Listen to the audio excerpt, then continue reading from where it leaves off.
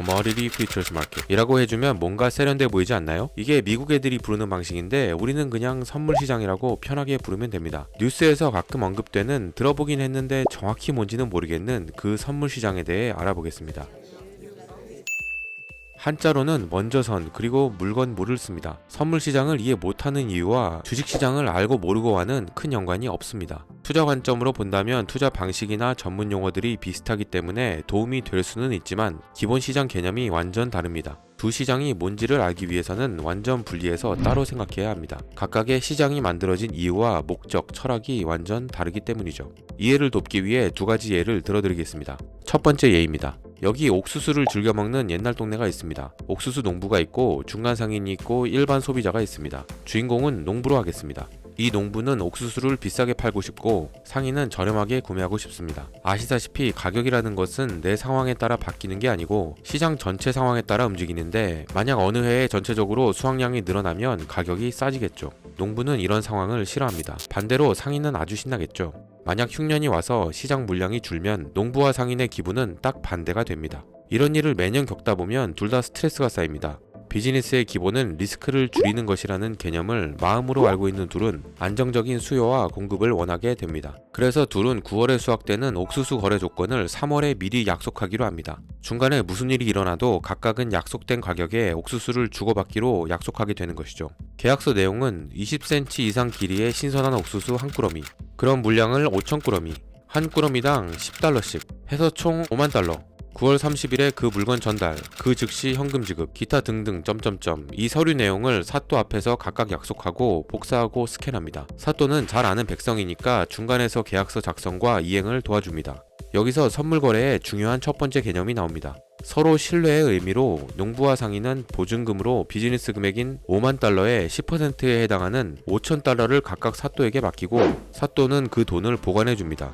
이 $5,000를 증거금 혹은 영어로는 마진이라고 부릅니다. 더 정확히는 이니셜 마진입니다. 이게 바로 선물 거래입니다. 현재 있지도 않은 물건의 거래를 담보로 지금 미리 약속을 하는 것이죠. 이걸 하는 가장 큰 이유는 각각의 비즈니스 운영의 안정성입니다. 보험 드는 심리와 같다고 보시면 됩니다. 잘 될 때는 좋지만 나쁠 때로부터 보호하고 싶으니까요. 약속한 9월 말이 오면 셋 중 하나의 경우가 될 것입니다. 옥수수 시가가 $11로 오르거나 $9로 떨어지거나 $10 그대로겠죠. 옥수수 시가가 $11라면 농부 입장에서는 $1 더 비싸게 팔 수 있어서 이득을 볼까요? 아닙니다. 이미 했던 약속 때문에 남들은 $11에 팔 때 본인은 약속한 대로 $10에 5,000꾸러미를 팔아야 합니다. 하지만 시가가 $9가 됐다면 농부는 계약서가 있기 때문에 $10에 팔 수 있는 장점도 있죠. 잘 살펴보시면 최초에 5,000꾸러미 단위로 계약했기 때문에 꾸러미당 $1 차이는 계약서 기준으로 보면 $5,000 차이가 됩니다. 이 경우는 아까 사또에게 맡겼던 딱 그 증거금만큼 차이가 났네요. 이렇게 시장 변수에 따라 이득은 못 보지만 손해도 보지 않을 수 있다는 것이 선물 거래의 가장 큰 장점입니다. 두 번째 예입니다. 운 좋게 한국인으로 태어나서 더 쉽게 이해할 수 있는 예가 있습니다. 아파트를 사러 부동산에 갑니다. 10억짜리 아파트를 사는데 보증금으로 10%, 즉 1억 원을 내고 돌아왔다면 이것도 선물 거래와 같은 컨셉입니다. 6개월 후에 잔금을 치르는 조건이라면 그 사이에 집값이 11억으로 오르거나 9억으로 떨어지면 어느 한쪽은 손해나 이득을 보겠죠. 그런데 그 손해나 이득 금액인 1억 원은 최초에 냈던 보증금에 비하면 무려 100%에 해당됩니다. 부동산 투자, 주식보다 위험해 보이네요.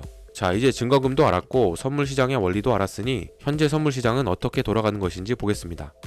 아까 그 옥수수 마을로 돌아가겠습니다. 다음 해가 됐습니다. 일반인 투자자 A는 꿈에서 옥수수가 썩는 것을 보고 올해 옥수수 농사가 망해서 9월이 되면 가격이 비싸질 것으로 예상하고 사또를 찾아갑니다. 본인이 옥수수 5,000꾸러미를 9월 말에 $10에 사겠으니 작년에 그 농부 맨키로 판매를 원하는 농부를 하나 찾아달라고 간곡히 요청드립니다. 이 부분에서 가격이 오를 텐데 왜 사겠다고 약속하는 건지 이상하게 느껴지실 수 있지만 나는 딱 $10에 살 수 있는 권리를 갖게 되는 것이 핵심입니다. 그때 마침 옥수수 풍년 꿈을 꾼 일반 투자자 B가 나타납니다. 가격이 낮아질 것이라는 생각이 들어서 사또 앞으로 뛰어왔습니다. 이 사람은 9월에 옥수수를 $10에 팔겠다고 약속합니다. 계약이 성사되고 각각 증거금을 아까처럼 $5,000씩 맡깁니다. 구매를 약속한 투자자 A는 바이 혹은 롱 포지션이라고 부르고 판매를 약속한 투자자 B는 셀 혹은 쇼트 포지션이라고 부릅니다. 헷갈리시면 셀이랑 쇼트에 같은 S를 기억하시면 쉽습니다.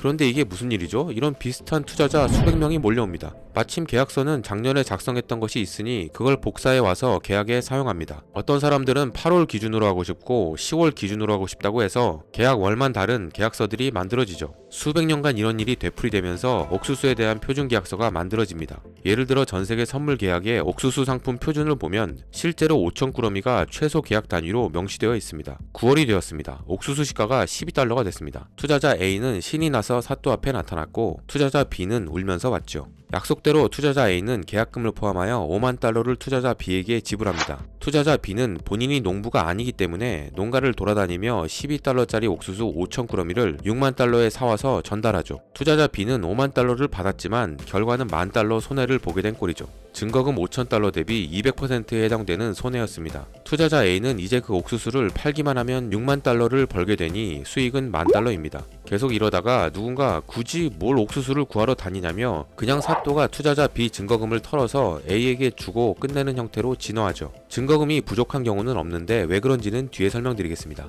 이런 실물을 거래할 계획이 없으면서 서류만으로 미래 시점에 구매, 판매 약속을 하는 사람들을 스페큘레이터라고 합니다. 우리 대부분이죠. 실제로도 거래되는 금액의 99% 이상은 스페큘레이터의 돈입니다. 실제 선물 시장에서는 9월까지 기다리지 않고 3월에서 9월 사이 기간 동안에 투자자 C, D, 2등이 나타나서 A와 B의 계약서를 양도받고 9월 옥수수 인도 예상 가격에 맞게 금액 차이를 지불 전달하며 계약서는 여러 사람의 손을 타게 됩니다.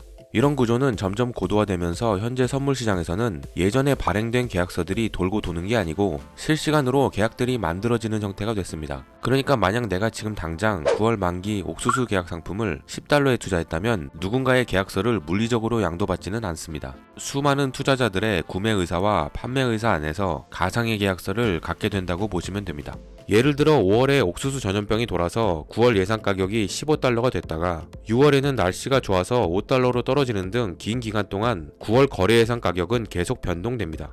만약 아파트 가격이 10년 전에 비해 지금이 똑같다고 해도 그 사이에 가격 변동은 있었겠죠. 사람들은 거래를 많이 했기 때문에 득과 실은 개개인별로 다르듯 선물 시장도 비슷합니다. 아까 옥수수의 예처럼 물건 전체 금액의 10% 정도만 맡겨놓으면 계약자가 될 수 있습니다. 이 맡겨둔 증거금은 만약 가격이 예상한 방향 반대로 10% 가까이 움직이면 마이너스가 될 위험이 생기겠죠. 이 경우 사또는 급 카톡을 해서 너 도망갈까봐 못 믿겠으니 돈 더 가져와서 맡기라고 요구합니다.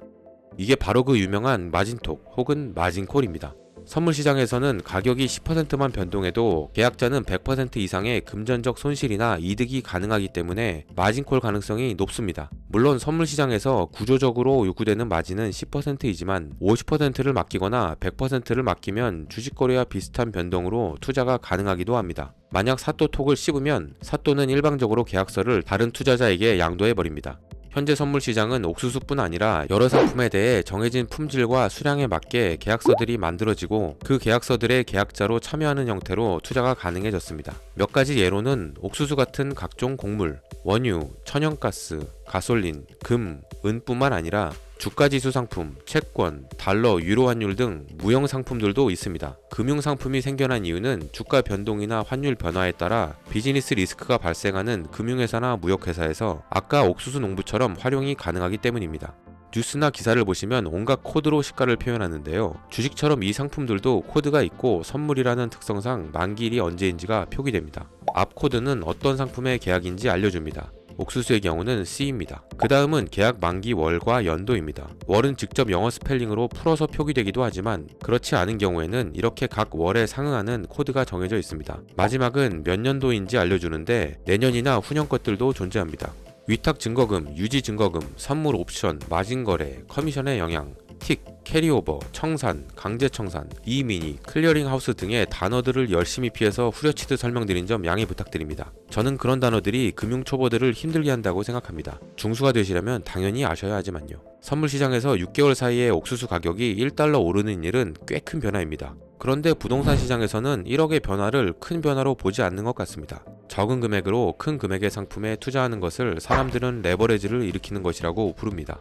그런 의미에서 선물 시장은 큰 레버리지를 일으킬 수 있는 구조를 갖고 있습니다. 앞에서 설명드렸듯이 선물시장 시작이 계약서 기반이었기 때문입니다. 투자자 성향에 따라 그 레버리지를 일으키지만 않으면 주식이나 부동산에 비해 더 위험한 투자 수단일 이유가 있을까요? 레버리지 옵션이 있으니 그걸 100%다 이용하고 말고는 투자자 본인의 선택입니다. 모든 투자에는 리스크가 동반합니다. 그런 걸 투자라고 부르니까요. 선물시장이 위험하다고만 하는 사람들은 선물에 대해 정확히 모르거나 알고 있다고 착각하는 사람들일 가능성이 높다고 보시면 됩니다. 선물시장에서 성공적으로 투자하는 사람은 이상 기후를 예측하거나 원자재 공급 국가 상황을 잘 아는 혹은 정부 정책에 대해 분석을 잘 해내는 경우가 많습니다. 주식시장과는 좀 많이 다른 느낌이죠. 오늘 이야기는 여기까지입니다. 감사합니다.